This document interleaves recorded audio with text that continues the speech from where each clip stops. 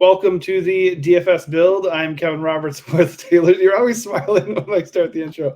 With Taylor Smith, we are preparing for the 6-game slate at DraftKings for Wednesday, February 28th. It should be a fun one. A little bit of a drop down from yesterday's 9-game slate. It was an absolute disaster for me. How'd it go for you, Taylor? Could have been better. Could have been worse. So a break-even kind of slate, I feel you. No, I lost, but not like dramatically. I was very close to the dreaded $0 finish. I was telling you before, I was very close to breaking even, and then at the last second, my winnings all went away for the most part. So it was not a fun night for me. So we're hoping to turn that around, and hopefully everybody watching can do the same. And we will walk you through each game in order to try to do that.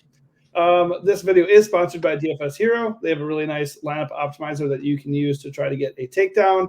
Right now, you can get that for 15% off if you click the link in our video description below. All right, let's not waste much time here. This is a 6-game slate, lots to talk about. Right away, we got the Pelicans and the Pacers in Indiana.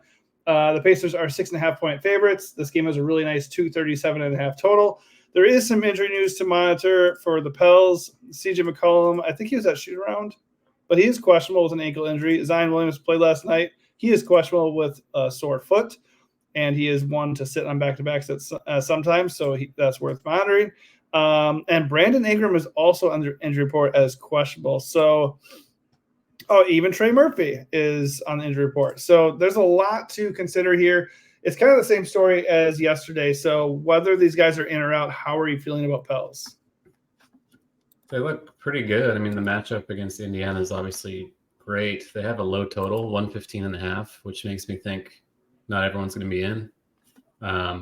If everyone was in, I would think they'd be over 120 and possibly favored. Excuse me. So, it's kind of tough to break down until we know more with so many key cogs carrying Q tags. Certainly Zion is good if, he's in, and if CJ's out, he's kind of been playing point guard the last couple games. Lost some minutes last night to the blowout, but see what happens there. Ingram looks okay if he's in and Zion's out. It's the same story as yesterday. Herb Jones, Trey Murphy, decent values if they start. Well, Herb Jones will start, but if Murphy starts, he looks good. Maybe Najee Marshall if they're both out. There are a lot of moving parts, and I don't really feel like wasting time going through it because it'll probably be irrelevant when people watch this. That's very possible. The only thing I will say is if all those guys are out, including CJ McCollum, Jordan Hawkins at 4.6K does stand out. Jose Alvarado remains out. So, yeah, I mean, Hawkins has not been very playable based on the news that we've gotten in the last 2 slates for the Pels, but he would look pretty appealing here at 4.6K if he's thrust into a really big role. He would need pretty much everybody to be out for me to feel good about it. But as you alluded to, Zion, Ingram, CJ, JV all look very, very good depending on the injury news we get. Over to the Pacers side we go. Tyrese Haliburton leads the way for the Pacers with a 44-point projection. He is garnering no ownership because the Pels are not exactly the best draw, and his price has ticked up a little bit. He's also kind of somewhat still on a limit in some capacity. I don't feel like he's played over 35 minutes in quite some time. So I don't think it's documented necessarily, but and it's possible we're not getting Hallie ceilings because of that.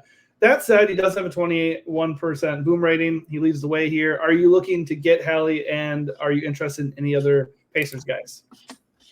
Not really. I do still think he's underpriced for like the role he was playing, but like you said, it's not like he's playing full minutes anymore still. They're kind of taking it easy on him. He was just so awful the other night. Like, I'm sure now he's going to come out and dominate after failing in a glorious spot the other day, but not a fan of the matchup. There's enough else at guard, particularly with like Harden and Powell, guys like that we're going to talk about, that are going to look better than him. He's going to be presumably unowned. So I guess that's like the argument you can make, but all things considered, this team is close to full strength and not really that appealing. I guess Mathurin would be another play if Neesmith sits again, but we'll see. Yeah, his price has gone up to 6.2, so I'm not like super interested in Mathurin. If Neesmith is out, I think you can still play him comfortably at that price. but he doesn't project very well right now, and I'd imagine D. Smith is due to return. So I'm actually looking at the Pacers as a full fade, probably. I think Miles Turner is okay. He's okay if you get there. And like I said, Mather's okay, but nobody else jumps out for me. All right, moving on. Much better game environment. Well, not to say it's a bad game environment for the Pels side, but anyway, so the Mavs and the Raptors in Toronto.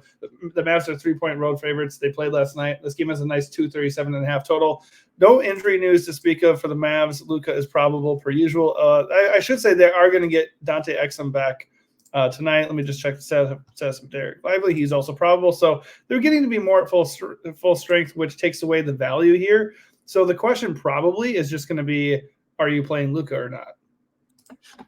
Yeah, I mean, you kind of have to at least have him in your pool. Certainly last night, if you did, you probably did pretty well. Right now, I'm getting to about 15% of him. Obviously not a discount, but great matchup. Toronto's been like the worst defense in the league since their trades. So phenomenal spot. Back-to-back is at least a little concerning with travel, but it's Luka. This slate doesn't have a ton of other like high-priced studs other than Jokic, so it's worth getting to him. The issue is the rest of the team doesn't look particularly appealing, like Josh Green and Lively. Like these guys are all kind of splitting minutes with PJ Washington and Gafford and stuff, so it's more crowded rotation than it was a couple weeks ago. Other than Luka, I'm not sure I'll be getting anyone here. Yeah, I'm in the same boat. I will say PJ Washington is starting and 5.8K is reasonable. He just hasn't really been doing anything. He doesn't get any. His usage is like 14% since he got here, so it's rough. Right. I think the fact that he's there and getting minutes and everything, and he's not exactly expensive, I think he's viable. But yeah, the usage is running through Luka and Kyrie. We know that. So I mean, again, I'm okay with Luka if he's going to be unowned, especially he's got a 40% boom rating. He's got the best projection of the slate. It's a way better matchup than it was yesterday when he got 87 fantasy points. So I'm no way going to tell you not to play Doncic. The only problem is he is very pricey. On the other side are the Raptors. Scotty Barnes leads the way. His price has gone up a little bit, but he still looks really good. He's coming in with a 46-point projection and a 21% boom rating. Equally good matchup for him. The Mavs are 28th against point guards and guards across the board here, really. So the Raptors look pretty inviting too. So what do you think about Barnes, and are there any other Toronto guys you are looking at? I think Barnes looks solid. He might just kind of slip through the cracks for me on this slate. I have a bit more interest in Barrett. If Quickly and Barnes are going to be, I don't know if Barnes will be popular, but I could see Barrett kind of going a little bit overlooked for 6-8. Dallas is a good matchup. They run at a fast pace, not playing much defense this year. I think Barrett at guard forward eligibility makes sense. I'm also getting to Bruce Brown. Much to my chagrin as a cheapie, just because he's, 4K flat now. Not going to get any ownership. Point guard, small forward eligible. That's just a guy worth cycling through. Maybe if you have an otherwise chalky build, Bruce Brown as a kind of punt play is okay. Can't say I'm psyched about it. I won't be getting to him a ton, but he will be likely in my lineups. Yeah, worth noting, by the way, he only played 16 minutes in the last game, and it was not due to foul trouble. Grady Dick, by the way, 23 minutes in back-to-back games. He seems to have a role now. So at 3.8K, we can't completely ignore that. Does he feel good to play on this slate? Nope. But if we can expect 20-plus minutes from Grady Dick and he's taking something away from Bruce Brown, that's an interesting pivot if he's not going to be owned. Obviously, if Jakob Poeltl is out, Kelly Olynyk looks like mega chalk, and I'm happy to eat that at 4.9K. Poeltl himself at 6.3, if he's in, looks like a totally fine guy to land on at center. The only problem is you've got some pretty premium centers and also some good value at center, so it's going to be tough to figure out exactly what you want to do there, whether it be Andre Drummond as a value pivot later on we'll talk about, and obviously you have Brown, Jokic on this slate. So but yeah, I mean, I really like Kelly Olynyk if Poeltl is out. As far as the rest of the Raptors, it's probably just Scotty Barnes for me, but I have no problem with Quickly or Barrett just because the prices are good.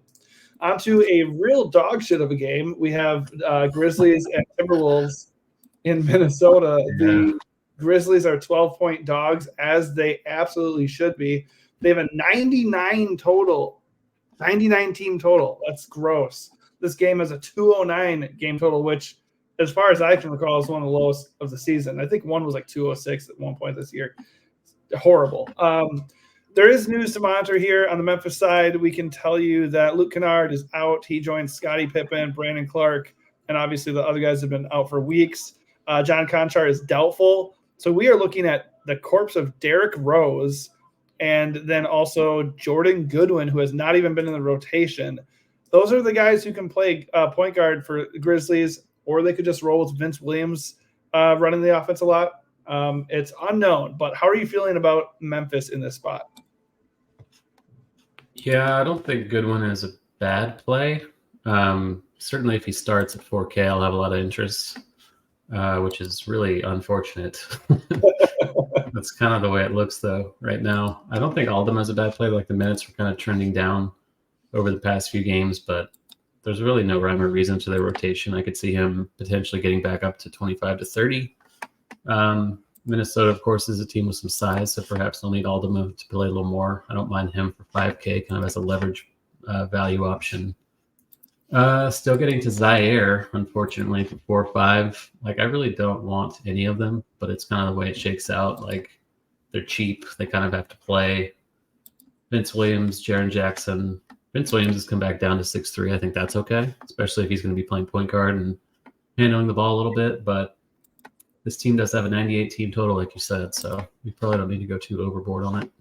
Just a total horror show. It's worth noting Zaire Williams did have 25 minutes in a blowout last game, so I think his minutes are pretty safe if the game can stay reasonably close. But yeah, I'm with you on this across the board. I mean, Goodwin at 4K is going to be tough to ignore if he starts. I think he's going to be a lock for me if he starts.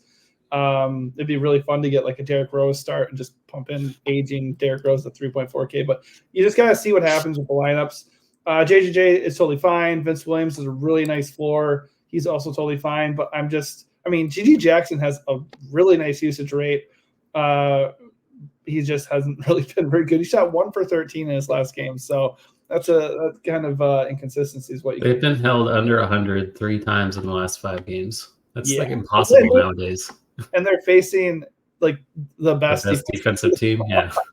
So the only positive here would be that a lot of these guys are cheap. So yeah, I'm not really paying up for JJJ probably, but Goodwin at 4K, I do like if he starts. On the other side are the Timberwolves, who have a lot of bodies in flux here.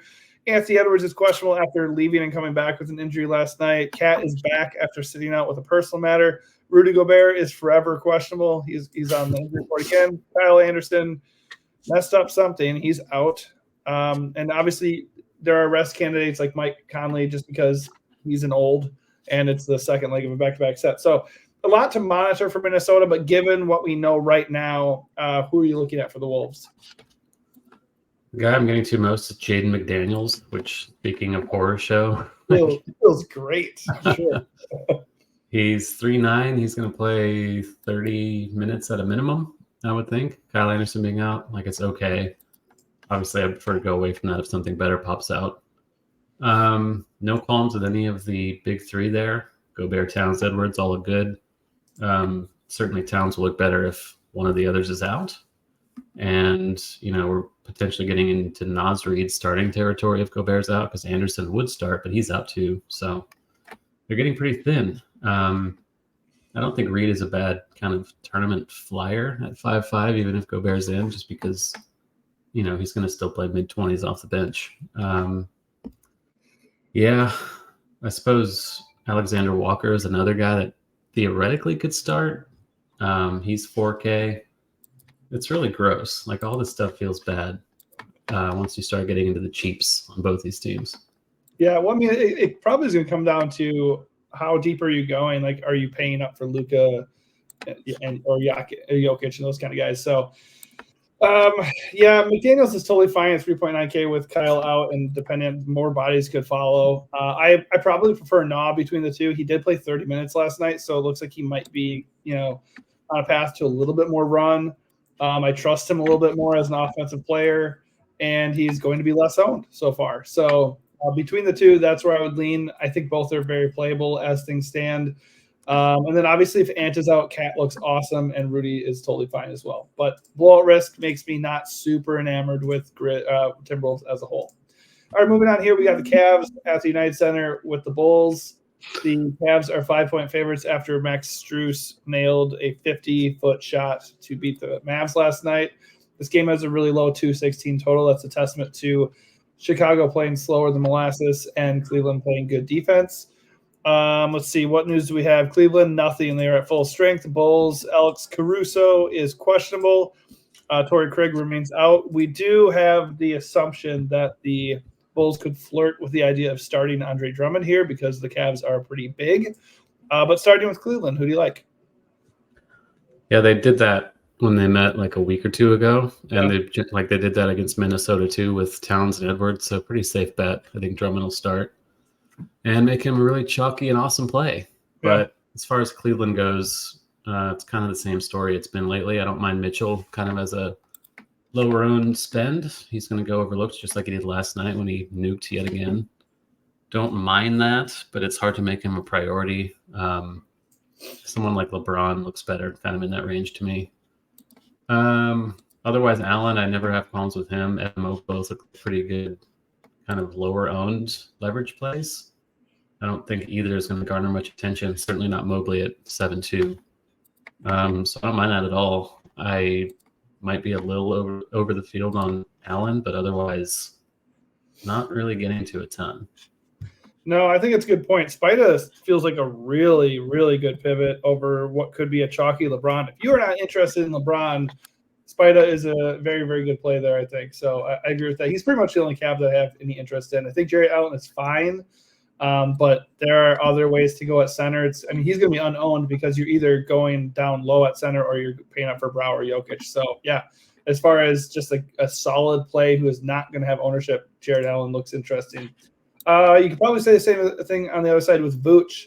Not a good matchup at all, but all the guy does is churn out 40-plus fantasy point outings, it seems.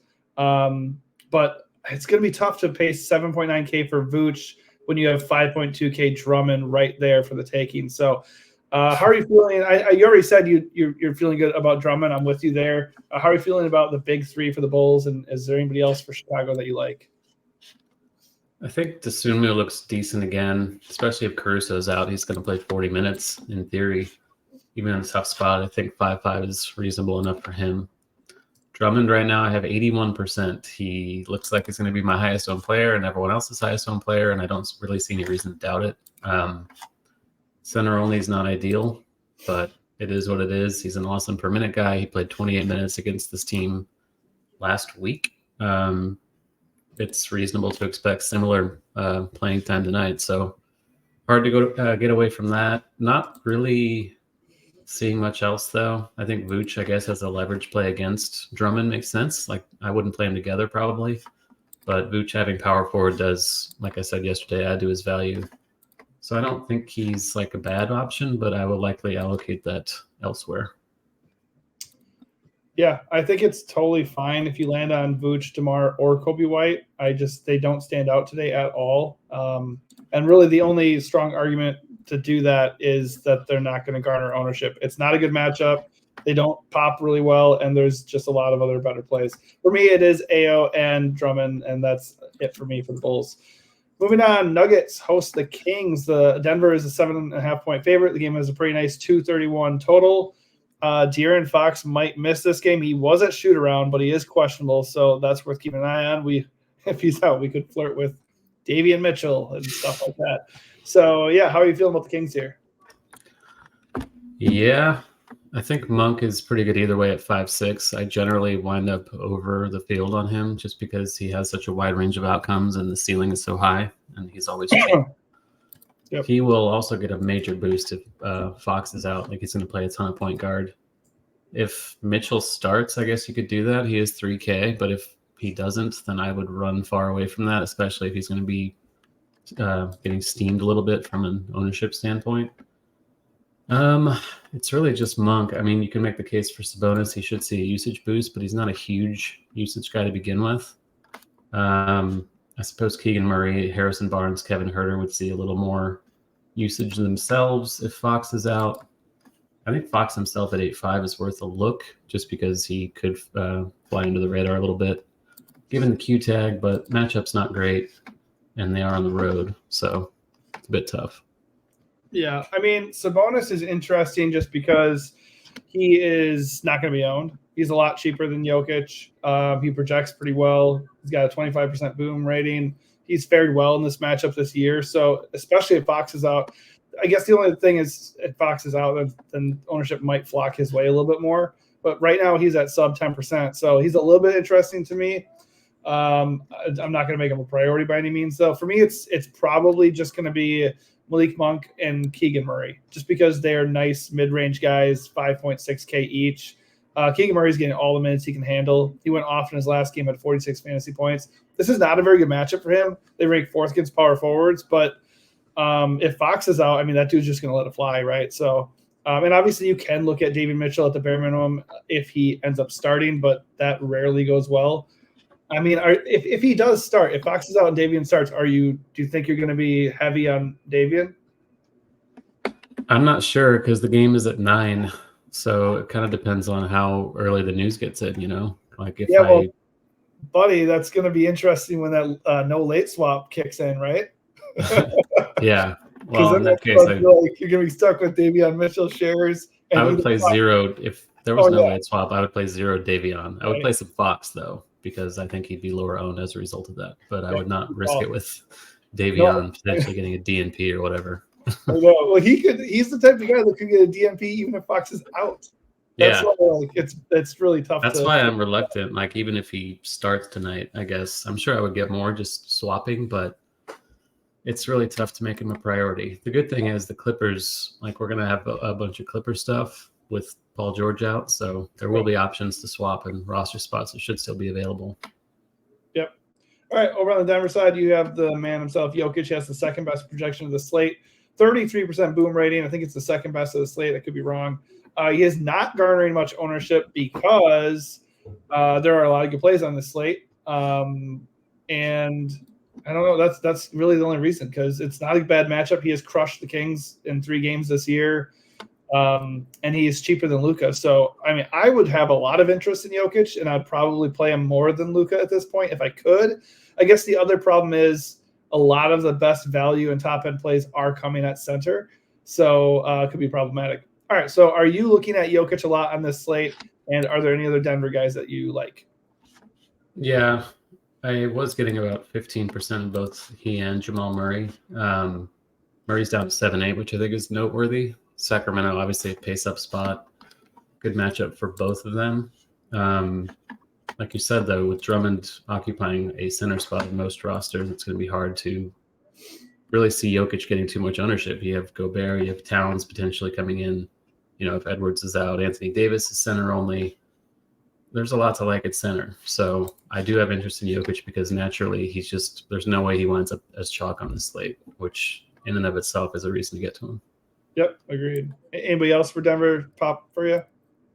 I see KCP pulling ownership, which means I will not be playing KCP. Yeah, probably for the best there. All right, last game tonight, Lakers and Clippers in LA, Staples Center. Nope, wrong. Oh, well, yeah, because it's for the Clippers, right? What is their new state? What was it called for them? Well, the Staples Center is now called Crypto.com Arena. Of course it is. Okay. I really got to brush up on my stadium names. Shout out to Mr. Rockwell. Yeah. All right, the Lake Show come in as 3.5-point dogs. This is a really nice 234.5 total. As you noted earlier, Paul George is out. On the Lakers side, Anthony Davis is probable. LeBron is questionable. Christian Wood is out. So nothing really too damaging on the Lakers side. And Paul George is the only one to know. I did see Zubac was questionable earlier, but I don't see him listed anymore. So he's questionable. That just happened. Yeah. Okay, so he is still questionable. All right, so starting for the Lakers side, who stands out? James the most for 91. That's just cheap. And, the matchup's not ideal, but tight spread, decent total in this game. Happy to underpay for him. If he's out, obviously AD looks a lot better for 9.8. He's too cheap. He's not quite doing what he was doing earlier in the year, but still a massive ceiling there. Certainly if the Clippers don't have Zubac, then they're really lacking size, and I'm not really sure anyone can slow him down. So I do like the idea of getting to both of them separately. D'Angelo Russell, Austin Reeves obviously look better if LeBron is out. as things stand with him in, though, I'm not really getting to either of them.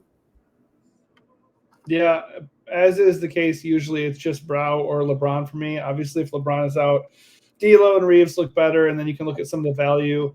I really liked Brow coming into this slate, and I still do. I think the fact that he's more expensive than LeBron is. I would imagine as we get closer to lock, it's going to shift a little bit here, where a lot of the ownership flocks towards LeBron and some of these other plays we've discussed, and then it might come down for Anthony Davis. At least I'm hoping so, because I think Davis is too cheap here. He's got a nice 34% boom rating. He's got a better projection than LeBron. I will note that LeBron has averaged 57 fantasy points in the 2 meetings with the Clippers, and he's fared better than Brow has in this matchup. But I don't really care that much about that. I just think if there's a chance that ownership is heavy on LeBron, I will definitely be overweight on Brow. And like you said, like Spida and a few other guys are interesting pivots off of a chalky LeBron.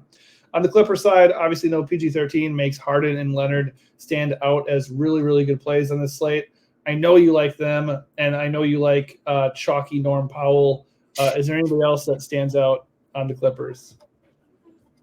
Yeah.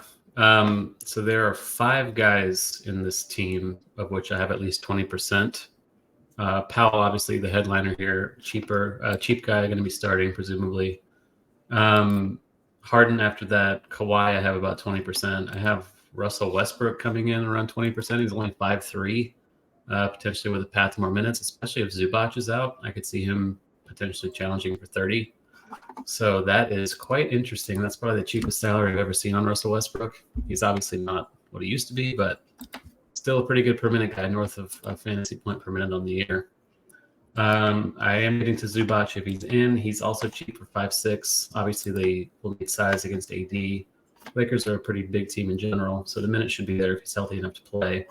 I think he's dealing with an illness, so legit go either way. I guess you're getting to Mason Plumlee or Daniel Tice. I think Tice has actually been in the rotation over Plumlee lately, so perhaps he would have an inside track to starting. He's 3-1.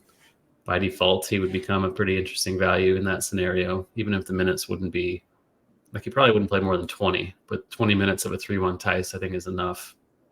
And the last guy is Man for 4-4. Pure minutes play, not a good per minute guy either, but he should play north of 30. He's out there for defense. It's a grind to roster him, but I will be getting to him, it looks like, on this slate. Yeah, I mean, he's really cheap for a guy who played 39 minutes in his last game, and now Paul George is out. So it's hard to refute that. I think the main thing is, yeah, he only averages 0.7 fantasy points per minute, which is not amazing compared to a lot of other guys who are well over 1 per game. And yeah, he's going to be really owned. So it's a dicey play. He's a good play in theory on this slate. But yeah, he's certainly over-owned, it looks like. Right. Like, it's not one we should feel like about that. Really good about. Exactly. So I will probably be underweight on Man, but I do understand why he's popping. All right, before we leave everybody here, let's look at the ownership projections. I'm sure they'll update and things will fluctuate a little bit. Norm Powell leads the way up top. Is there anybody you see here that you will be outright fading or having very, very minimal ownership in relation to the projection here? Definitely KCP and Man, like we just talked about, 2 really rough per minute guys that are just out there. Like they're going to play a lot, but they're not going to do a lot. So pretty easy fades. Like Bruce Brown, I mentioned, as a potential pivot away from these shitty guys. Yep, I agree. All right, as far as boom ratings go, Andre Drummond actually comes in with the number 1, and then you followed by Luka, LeBron, Brow, and Jokic. I think it's going to be Drummond here, but who's the number 1 guy that you're going to be starting your lineups off with tonight? Absolutely Drummond, no doubt. All right, I actually tend to agree here. I came into the slate loving Anthony Davis, and I exit this breakdown still loving him. The only problem is there's a lot to like on this slate. So it's really tough to narrow it down. Hopefully this breakdown helps you narrow it down to some degree. And if we helped you in any way today, please give this video a like and also consider subscribing to the DFS Build so you can get alerted for future videos. Thanks for watching and good luck.